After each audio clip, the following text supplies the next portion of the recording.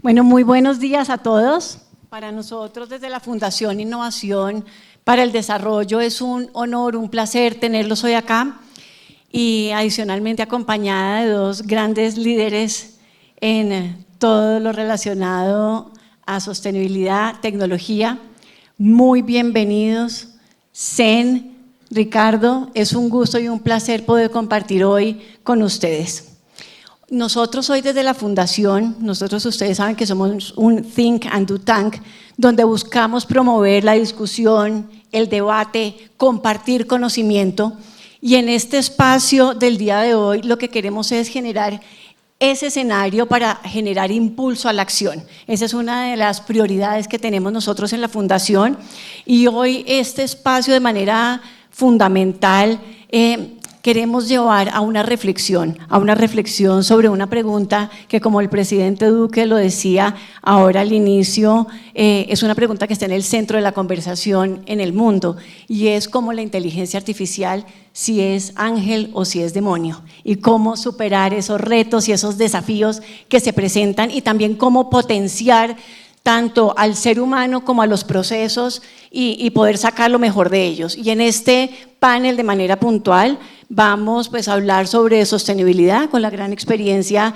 que trae también Ricardo en su trayectoria profesional en Celsia, y Sen Matoshi también como un emprendedor serial que, como lo veíamos en la presentación inicial, pues tiene un gran impacto. Para empezar, yo quisiera también, digamos que revisar las temáticas que vamos a tener hoy y que sobre eso parta esa discusión, porque un poco todos hablamos todos los días de inteligencia artificial, pero muchas veces nos preguntamos cómo se tangibiliza, cómo se ve, y uno oye hablar todo el día en educación, en sostenibilidad, en política, en música, pero realmente la idea de hoy es poder entender cómo la inteligencia artificial realmente está abordando y cómo está presente en los diferentes procesos sostenibles. Entonces, este panel justamente vamos a explorar el papel de la inteligencia artificial tanto en la mejora y en la eficiencia de los procesos, tanto como en los procesos técnicos como de servicio, y cómo a nivel global, con ese enfoque tuyo, Sen, de conocimiento global, cómo la inteligencia artificial puede impulsar, y como tú bien lo dices, cómo podemos cambiar y transformar y proteger el planeta a partir de la tecnología. Entonces, basado en eso, quisiera que empezáramos también con una reflexión muy reciente, y es pues la tragedia que se tuvo en España con el Dana, y es poder plantear y conversar cómo la inteligencia artificial en este tipo de eventos climáticos, en lo que está sucediendo hoy en el mundo, cómo puede ser una herramienta que nos permita predecir, evitar, generar alertas tempranas para poder gestionar, y que la inteligencia artificial sea un aliado en este sentido. Entonces, Sen, empezamos contigo y luego Ricardo compartimos con la conversación. Thank you so much for having me. Truly an honor to be here with all of you. The previous presentations, obviously very difficult to follow up on, but I was asked to maybe, if there's anybody that's remaining here that is not fully woken up by the presentations or AI, before I answer the climate question, which I'm not sure is what would wake everybody up, I just want to sort of address where I think we are and where we're headed with AI and its capabilities. ChatGPT took over the world, very impressive. It's replaced hundreds of thousands, maybe even over 1 million customer service jobs already, and the countries where those jobs exist and the GDPs of those countries rely on, they're starting to see a difference already. But AI can do that with about 0.1% of the compute power of all human beings. So if you take every brain and mind in here and you multiply our compute power together, you add it up, everything we've learned through history, AI compute is 0.1% of that. Already very impressive.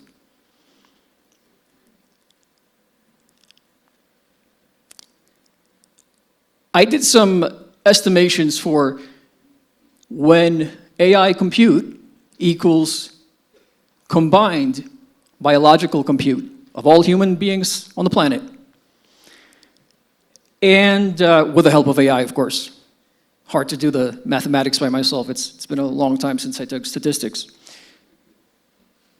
The answer is about 2035 to 2045. Now think about that. With 0.1% of our compute power, AI can do the things it does today. What can it do by 2035 or 2045 when it has the same amount of compute as all of us combined? Oh, we know that the people that have the most compute, the countries that have the most compute, the most intelligence, are the most powerful in the world by far. And they lead and they sort of dictate to the others what they can and cannot do. Just the way things are and have been. And you see this with species. Humans have the most amount of compute, and we largely decide how the rest of the species, where they live, what they do, whether they exist or not.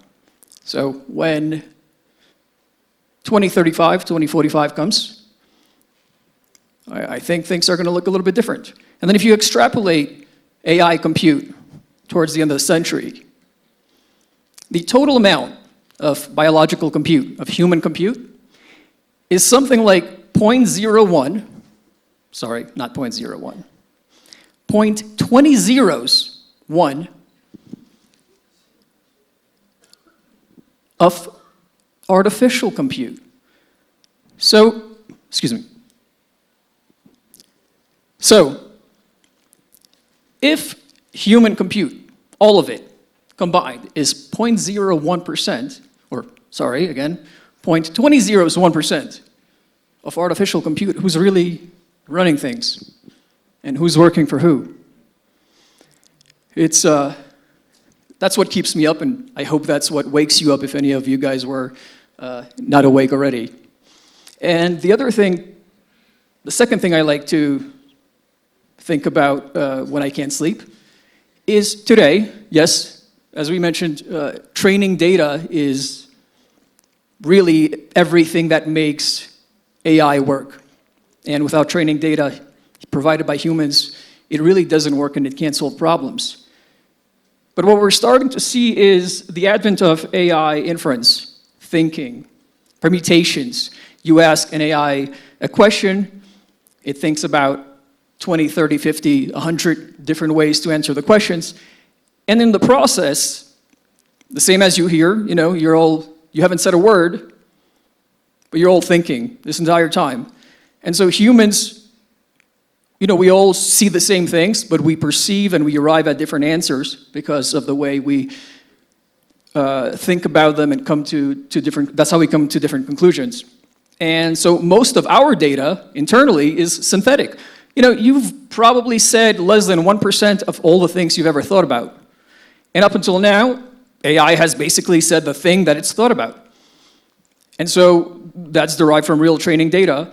And I expect that in the next maybe decade, only 0.1% or less than 0.1% of AI training data is going to be from our world.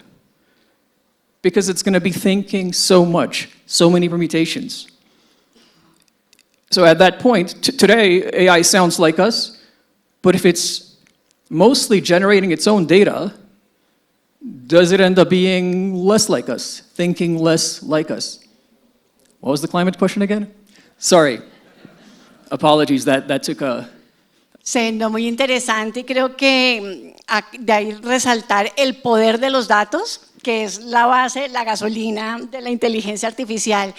Y la pregunta estaba enfocada en un tema muy reciente, la tragedia que acabamos de vivir con el Dana en España, y es cómo la inteligencia artificial puede prevenir, generar alertas para que podamos nosotros aprovechar al máximo la inteligencia artificial. No, of course, I kid. I remember the question. My sort of point is that there's just so much happening, and it's sort of important to remember the context of it all.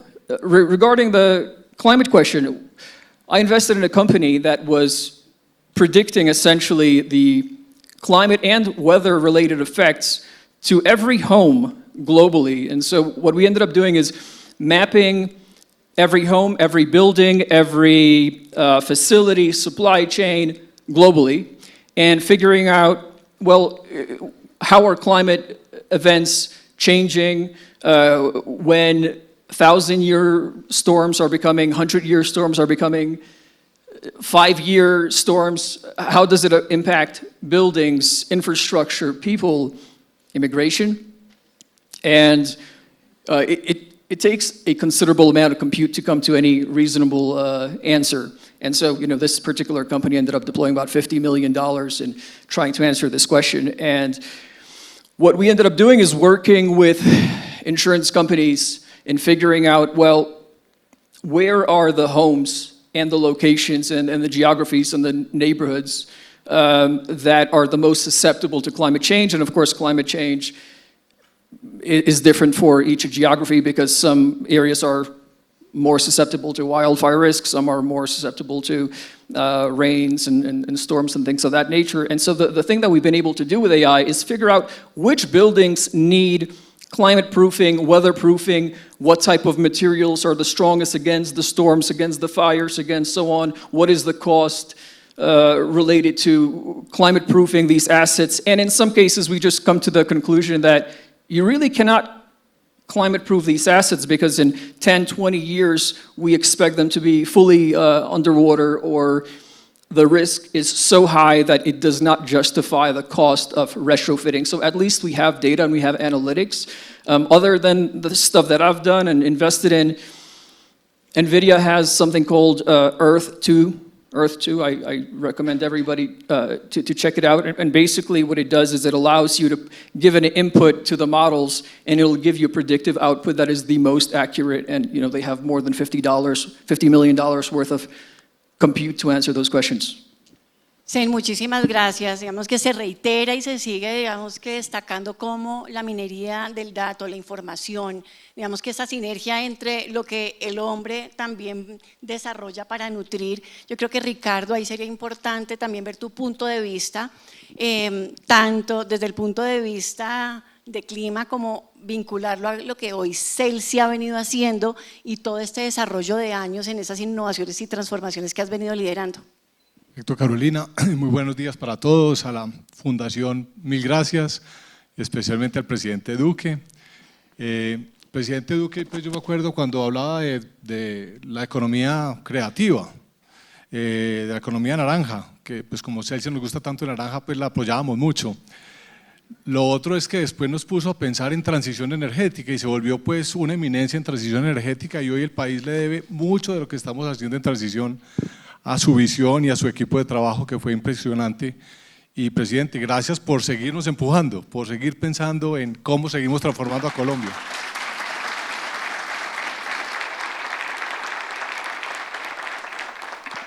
Entonces entremos un poquitico en materia, el tema del DANA, pero creo que en Colombia tenemos DANAs bastante frecuentes. La tragedia que estamos viendo en el Chocó con estas lluvias nos muestra eso. Y les voy a contar un poquitico la problemática que estamos teniendo hoy en el sector eléctrico. El sector eléctrico depende en Colombia, en Ecuador, demasiado de nuestros ciclos climáticos, y los ciclos climáticos están siendo muy difíciles de predecir cada vez más. Entonces necesitamos incorporar esa capacidad de computación, esa capacidad de crear, de que las máquinas nos ayuden a pensar formas diferentes de planificar. Les doy algunos ejemplos. Las cuencas hidrográficas que alimentan centrales. Las cuencas hidrográficas hoy están mapeadas con drones, están mapeadas con satélites, y estamos empezando a recibir muchos datos de coberturas vegetales, de efectos de los humanos en temas de deforestación, en temas de que se están sedimentando las cuencas, se están sedimentando los embalses, Entonces, ¿cómo se conecta eso con más lluvia, menos lluvia, con veranos? Todo eso conectado a ver cómo podemos administrar mejor nuestro recurso energético.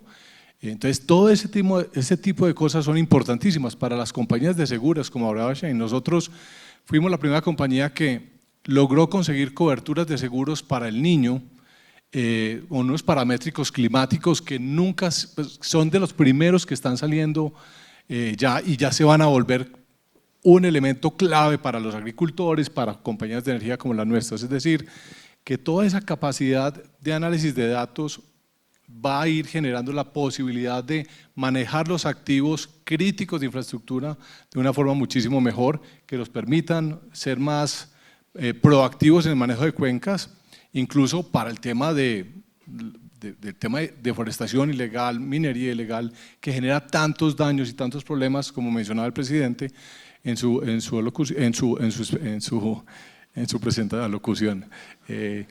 presentación. Y yo creo que eso es muy útil, va a ser muy útil y nos está ayudando mucho en Celsia en este momento. Bueno, quisiera además partir de ahí mencionas algo muy importante, todo lo que es el monitoreo y cómo la inteligencia artificial nos permite generar muchas eficiencias. Pero aquí viene un debate y es, así como por ejemplo en Celsia han tenido grandes proyectos de monitoreo que han generado en algunas industrias o sectores ahorros o eficiencias hasta el 30% en energía por ese monitoreo y detección muchas veces de necesidad de renovar infraestructura. Por el otro lado también se habla que la inteligencia artificial per se, para poder correr todos los modelos algorítmicos, todo su proceso, también tiene un alto consumo en energía. Entonces, ¿qué opinan sobre ese debate y cómo mitigar y qué percepción o qué nos pueden decir sobre esa ángel o demonio? Por un lado, eficiencia en uso, pero por el otro lado, para generar eso requiere también una gran utilización de energía y pues el tema de la huella de carbono, ¿cómo lo ven? Sen, no sé si quieres arrancar y seguimos con Ricardo. Yeah. Well, in the beginning, as with many things, I think we start seeing that it's not fully accretive to the climate problem. It actually makes it worse because AI training is so compute intense, requires a lot of electricity. But then it just derives solutions to the problem that we currently cannot think of if at 0.1% of biological compute, AI is already in many things reasoning at PhD level. What can it do and what solutions can it come up with when it's at 1%, 10, 15, 20? I'll say this. The advent of electric mobility, cars, in the first, and to this day, it's actually making the climate problem worse because electric vehicles are more pollutive than combustion engine vehicles in the first several years of their lives, especially in the production, like in the first year of production, right? Because we source rare earth minerals in Latin America, here, in Africa, and we move them by diesel ships to China for chemical processing, and then those get sent to, the byproduct gets sent to either China or Japan or Europe to create cells, and then those cells go to like Germany or the US or somewhere else to make battery packs, and those battery packs get shipped somewhere else to go put in cars, and those cars get shipped across some other continent to arrive to a customer. And then of course the vehicles themselves have to be charged and recharged, and the power that's charging those vehicles is derived from, I don't know, like a coal plant somewhere, especially in India. So in India, for example, it takes about 9 years for an electric vehicle to hit parity with a combustion engine vehicle simply because the grid is mostly coal-powered. And so it doesn't look like it's a good picture. And I think that's sort of where we are right now with AI. But if you give it enough time, it does reach parity, and then it does wonders for climate and for the planet, and you have much less carbon going to the atmosphere. And I think that's sort of where we are with AI today for the next 7, 8 years, maybe decade, it's going to be producing a lot of emissions because it requires so much energy, but it probably leads to small fusion reactors in every home, and so free energy, clean energy forever. So I think it's probably worth it. Gracias, Zane, Ricardo. Gracias. Nosotros estamos felices, nosotros somos vendedores de kilovatios, así que si llegó un nuevo consumidor de kilovatios, con los data centers les tiramos tapete rojo. Y yo diría varias cosas con esto. Voy a hacer una reflexión sobre lo que está pasando al sistema eléctrico y a la llegada de las renovables y después vuelvo al problema de energía que se genera con la electrificación de la economía. Los data centers va a ser muy importante, consumen hoy mucho más que un data center tradicional, pero digamos que hay una tendencia global más grande que es la electrificación de la economía para podernos descarbonizar. Entonces fíjense lo que nos está pasando, todos queremos renovables, está llegando muchos renovables, ya la revolución solar, también empezada por el presidente Duque, con mucha fuerza, hoy es una cosa increíble. En Colombia tenemos un sistema de 20 gigavatios instalados en generación y hay hoy más de 80 gigavatios en proyectos solares pedidos para conexión.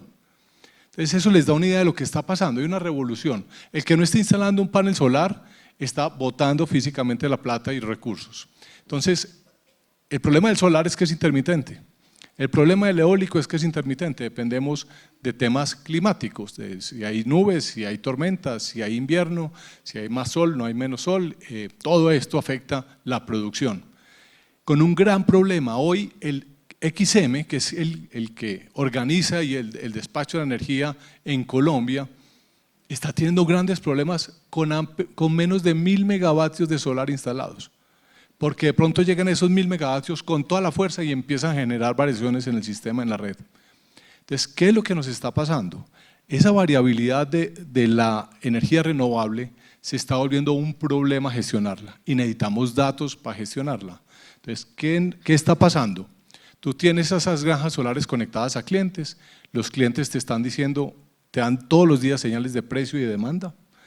La red misma te está dando señales de que necesita energía y está a este precio. Todavía en Colombia no tenemos precios horarios, deberían de llegar muy pronto para poder maximizar ese tipo de despachos. Y sigamos bajando para que vayamos viendo la complejidad del tema. Cuando llegamos a las redes están teniendo muchos problemas de congestión, problemas también por efectos de nuestros climas, de que se interrumpen, hay todo tipo de elementos que interrumpen los flujos de energía y todo eso necesita sensores, necesita reconectadores, necesita inteligencia. Entonces pasamos a un tema que se llaman los smart grids, que dependen muchísimo también de la capacidad de la capacidad de computación de esta inteligencia artificial. Y seguimos al nivel de cliente.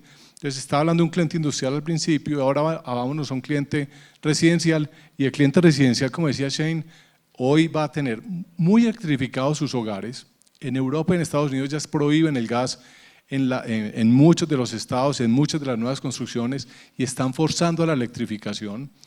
Imagínense eso en Colombia, si llega a pasar, pues nos vamos a quedar pronto sin gas, Dios no lo quiera, no entremos en ese tema. Y el tema de los carros eléctricos es una explosión. Los carros eléctricos, ¿qué le van a permitir a la gente? Volverse prosumidores, van a poder inyectar energía de la red, van a poder sacar energía de la red a diferentes horas, en diferentes momentos. Los clientes hoy que no son prosumidores necesitan muchos datos. Nosotros creamos una compañía que se llama Enerbit, que lo que está pretendiendo es poderle entregar datos minutales a los clientes para que puedan tomar decisiones con respecto a su consumo de energía. Entonces quería mostrarles ese panorama, esa complejidad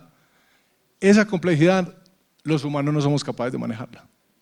Entonces necesitamos compañías con las que invierte Shane y nosotros estamos haciendo muchos trabajos, incorporando muchas tecnologías para poder despachar en la forma más eficiente todos esos sistemas, para poder incorporar almacenamiento de energía en donde podamos en la cadena. Eso nos lo dicen esas simulaciones, esos modelos que estamos desarrollando con inteligencia artificial. Entonces, Es un mundo apasionante lo que nos está viniendo y gracias a Dios llegó esta capacidad que nos trae hoy la IA y los algoritmos avanzados para poder gestionar de la mejor manera eso y darle a los clientes, al país, un sistema eléctrico pues mucho más confiable, más resiliente y muchísimo más limpio, que ya pues hoy somos la quinta matriz más limpia del mundo, pero con esto podemos llegar a mucho más.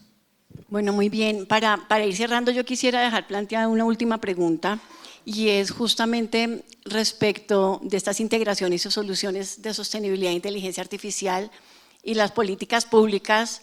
Eso, ¿qué ven ustedes? ¿Qué incidencia? Y hoy, ¿cuál es el mayor reto y desafío que se tiene para que todo este trabajo de tantos años pues realmente tenga un sólido piso de política pública que genere el impulso pues en el marco adecuado?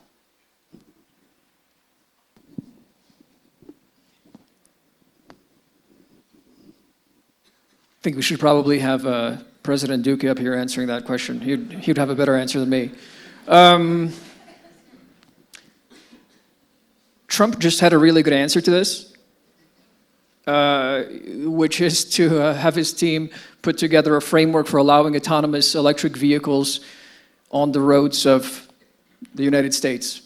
And that does many wonderful things because you already have autonomous vehicles like Waymo operating in many cities, in San Francisco, in Los Angeles, in Austin.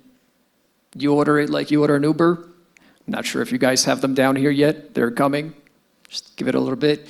But it's state by state, right? Every state has their own laws about whether and when they allow an autonomous system, autonomous hardware, autonomous vehicles on their roads. And that entire framework is changing to make it so that the entire country allows autonomous vehicles to operate everywhere without impeding both their development and then their operation in those streets. And you can imagine how much that does for sustainability, for example. If you have autonomous vehicles everywhere, which you will, you don't need to have so many vehicles on the roads. You can probably reduce vehicles on the roads by 85 to 90%, and you could reduce the cost of ownership of operation of transportation by about 85 to 90%.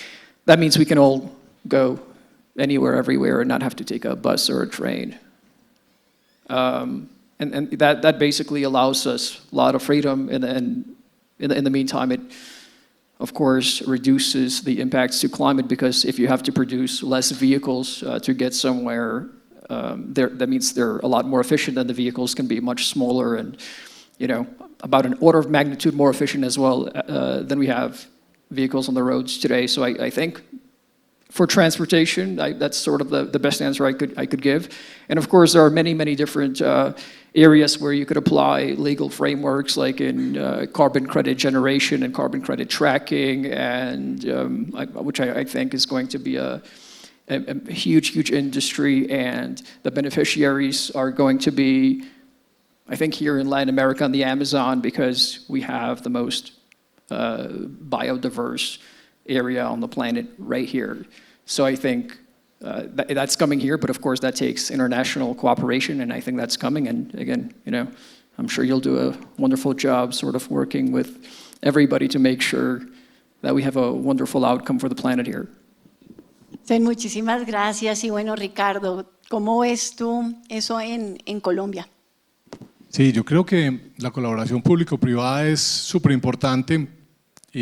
Sin ella, muchas de estas tecnologías no se hubieran desarrollado. Por ejemplo, y qué pena que esté aquí pues como tan fan de Duque, pero si no hubiera sido por el empuje que el presidente Duque le dio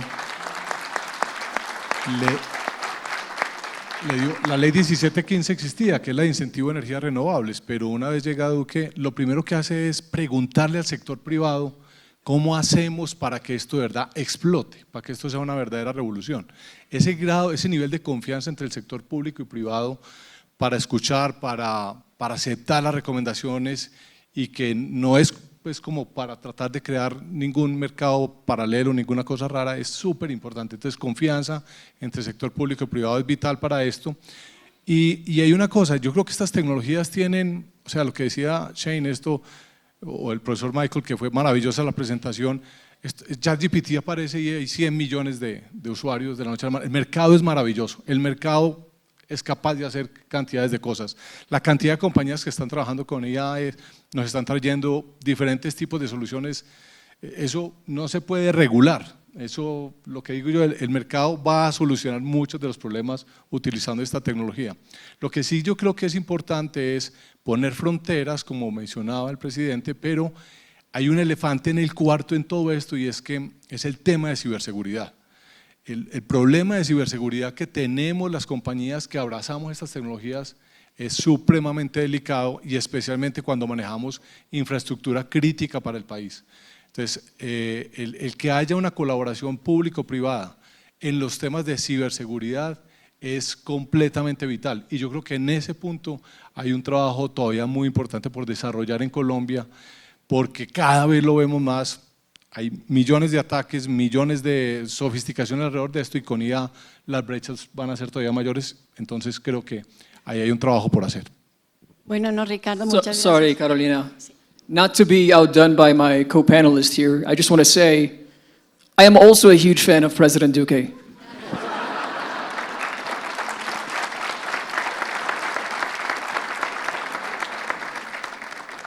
Bueno, muy bien, y no queda más que decir para completar el panel que yo también soy fan del presidente Duque. Y bueno, muchísimas gracias, hemos terminado, creo que quedamos con un mensaje también muy importante, con ganas de seguir explorando, este es un mundo absolutamente grande y sabemos que el impacto de la inteligencia artificial dependerá de cómo los seres humanos la ideen, la utilicen con responsabilidad. Entonces, muchísimas gracias por este espacio.